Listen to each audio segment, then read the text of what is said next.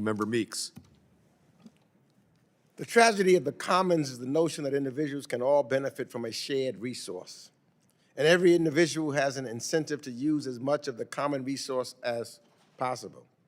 But this results in the tragedy. The resource is overused and becomes unsustainable.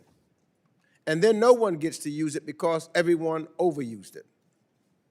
Fisheries are a classic example. Initially, everyone benefits if fisheries are fished aggressively. Individual fishermen can get more catch, and consumers get more delicious seafood. But if fisheries are overburdened, preventing future generations of fish from being born and reproducing, then the ecosystem dies out and there are no longer any fish. This is why we have rules of the road to ensure fisheries can be sustained, not just for today, but for tomorrow and years down the road. The problem arises when a bad actor ignores the maritime stop signs and red lights that society has set up. And that's what's happening today. Bad actors around the world in both international and sovereign waters are fishing without proper regulatory approval, failing to report their catch, sailing with improper vessels, and often utilizing illegal or even forced laborers. The countries engaging in this illegal, unreported, and unregulated, or the IUU, fishing at scale here are exactly who you would expect them to be. The IUU Fishing Risk Index ranks China as the country with the worst record in the world on this. Iran is second. Russia is fourth.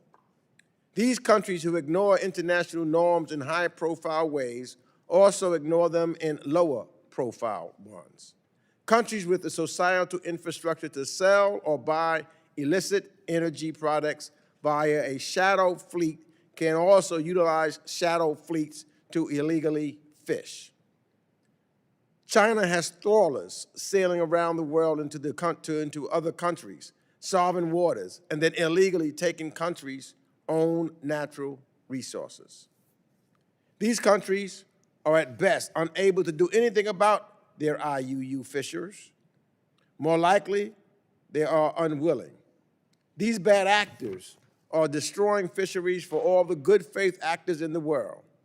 And many of the people that will be hit the hardest are small fishing communities in developing countries in Asia, Africa, and Latin America. These countries rely on the ocean's bounty to feed and fund their communities.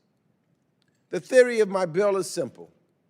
We need a stick to punish the bad actors who are creating the tragedy of the commons and fisheries around the world. By pushing hard-hitting sanctions on these bad actors, we will make it more difficult for them to sell their illegal loot and give criminals a second thought about engaging in illegal fishing in the first place. So I want to thank Rep. Kim for co-leading this bill, as well as others like Congressman Scott Peters and Senator Tom Kaine and others leading similar legislative charges to address the IUU fishing more aggressively. This is a global problem that needs America's leadership. And this is a bill that is a major step in the right direction. Therefore, I urge all of my colleagues to support this bill, and I yield back the balance of my time.